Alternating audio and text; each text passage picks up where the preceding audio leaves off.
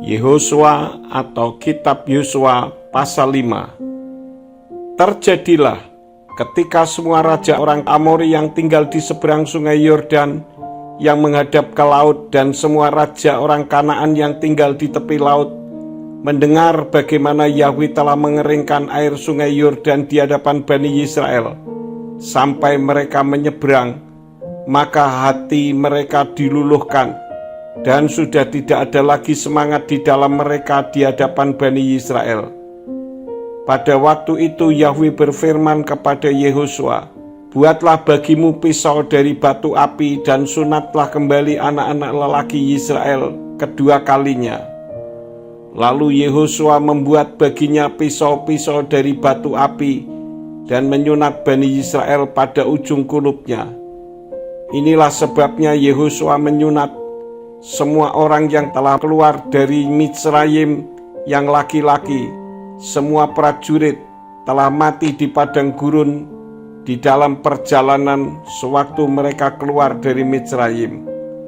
Sebab semua orang yang telah keluar itu disunat, tetapi semua orang yang dilahirkan di padang gurun di dalam perjalanan ketika mereka keluar dari Mitsrayim belum disunat.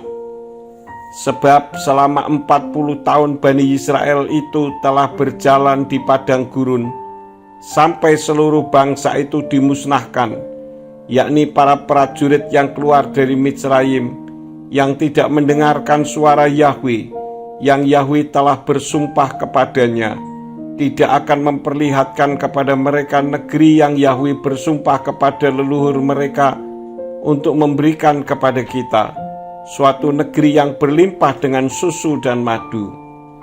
Dan dia membesarkan anak-anak mereka sebagai pengganti mereka.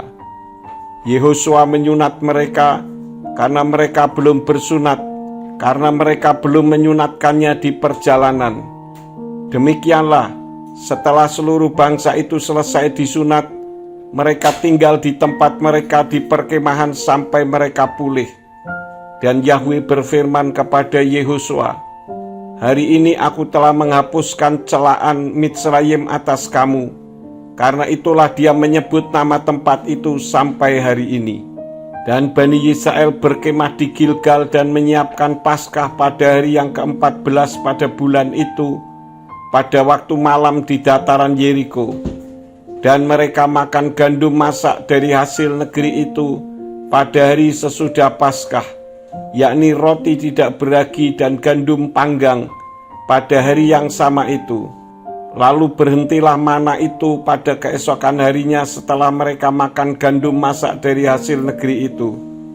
Dan tidak ada lagi mana bagi Bani Israel, tetapi dalam tahun itu mereka makan hasil dari tanah Kanaan. Dan terjadilah ketika Yehosua berada di dekat Yeriko, pada saat ia melayangkan pandangannya dan melihat, maka tampaklah seorang pria berdiri di seberangnya dan pedangnya yang terhunus di tangannya.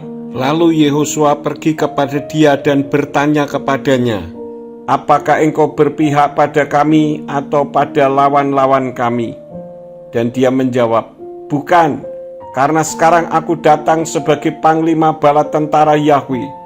Lalu Yehosua bersujud mukanya sampai ke tanah dan menyembah serta bertanya kepadanya, "Apa yang tuanku akan mengatakannya kepada hambanya ini?"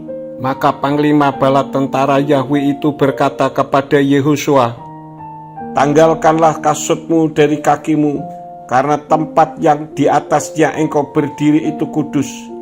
Dan Yehosua pun berbuat demikian.